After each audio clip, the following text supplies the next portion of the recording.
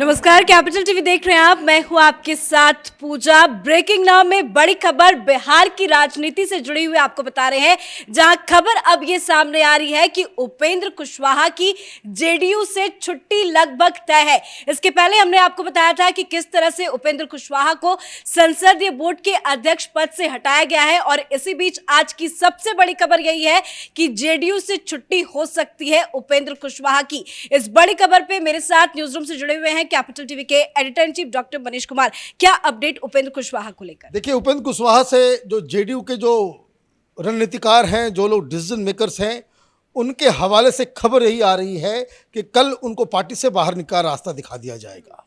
उनको बहुत मौका दिया जा रहा है। बकौल नीतीश कुमार और उनके समर्थकों के द्वारा ये कहा जा रहा है कि अब पानी जो है सिर के ऊपर से जा रहा है, क्योंकि वो रोज हमारे माननीय मुख्यमंत्री नीतीश कुमार जी का अपमान कर रहे हैं, रोज इस तरह की बातें बता रहे हैं, जिससे कार्यकर्ताओं में भी भ्रामक स्थिति पैदा हो रही है।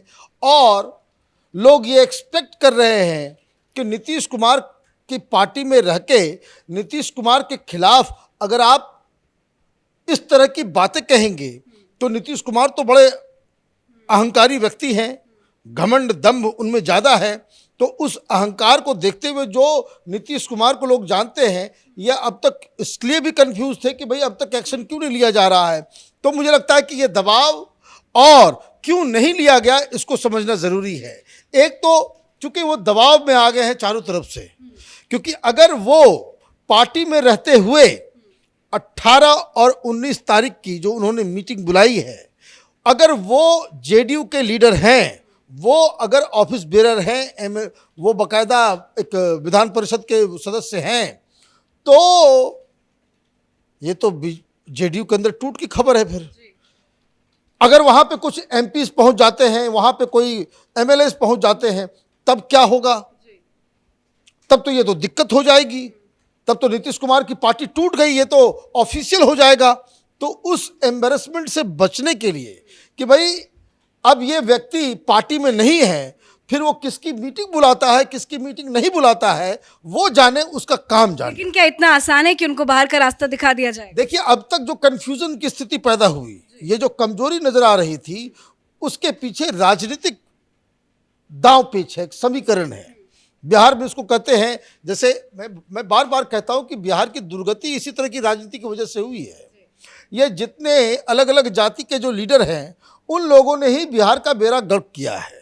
अब एक तो आप जानते हैं MY समीकरण जो यूपी और बिहार में प्रचलित है, मुस्लिम यादव वोट बैंक को जोड़ करके सत्ता हासिल करना, ये मुलायम सिंह ने किया, ये लालू यादव ने किया, तो ये आरजेडी का गठबंधन है। लेकिन नीतीश कुमार का फॉर्मूला भी अलग है। वहां कहते हैं लवकुश समीकरण। और ये क्या है लवकुश समीकरण? तो ये दरअसल कुर्मी और कोयरी एक कास्ट है, कुशवाहा जिसको कहते हैं। तो कुर्मी कोयरी का एक गठबंधन है, और इस गठबंधन में नीतीश कुमार कुर्मी है और उपेंद्र कुशवाहा कोयरी है, और ये गठबंधन की ये दोनों बड़े बड़े लीडर हैं। आप ये समझिए, दोनों अलग अलग जाति के अलग अलग लीडर हैं, लेकिन दोनों में कॉम्बिनेशन है, दोनों में माने एक अलायंस है, तो एक बड़ा वर्ग बन जाता है।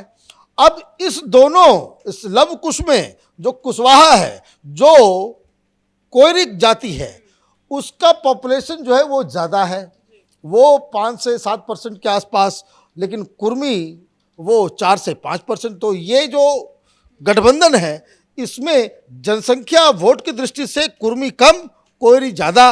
अब नीतीश कुमार अब तक इनके खिलाफ फैसला इसलिए नहीं ले पा रहे थे क्योंकि आप तो ये कहते हुए आप गठबंधन के अंदर हो, आप कोयरी समर्थन लूज करोगे तो उधर तेजस्वी यादव अटैक करेगा।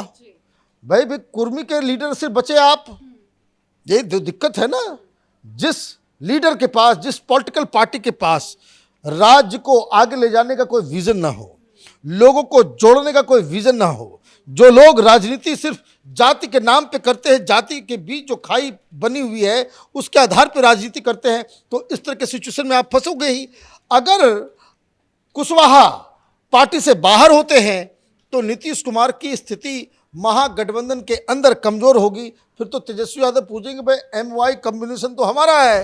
वो तो ये कहेंगे कि हमारे पास तो 30% के आसपास वोट बैंक है, तुम्हारे पास क्या है। तो ऐसे 11-12% लोग जोड़ करके बताते थे कि भाई कोयरी कुर्मी का हमारा इतना पॉपुलेशन है। और दिक्कत क्या है, नीतीश कुमार को बाकी किसी OBC का साथ अब नहीं है। आप जाति की राजनीति करते हो तो भाई ठीक है, आप कुर्मी कोयरी करके करते रहो, जैसे लालू यादव के साथ दूसरा कोई OBC वर्ग नहीं है। बाकी छुटपुट कुछ जगह पे होते हैं, लेकिन जब आप इस तरह की राजनीति करोगे तो ये तो दिन देखना ही पड़ेगा। तो अगर कुशवाहा बाहर जाते हैं, कोई वोट इनसे छिटकता है, वो वोट बैंक कहीं और बीजेपी में चला जाता है, तब तो इनकी कुर्सी खतरे में। फिर ये जाएंगे कहाँ? फिर जो न घर का न घाट का रहता है, वो हालत नीतीश कुमार की हो जाएगी। आगे चुनाव आने वाला है। लेकिन आज उपेंद्र कुशवाहा ने ये कहा है कि महागठबंधन भी तोड़ सकते हैं नीतीश कुमार। देखिए, वो कुछ भी कर सकते हैं, ऐसा नहीं कि महागठबंधन उन्होंने पहले नहीं तोड़ा है।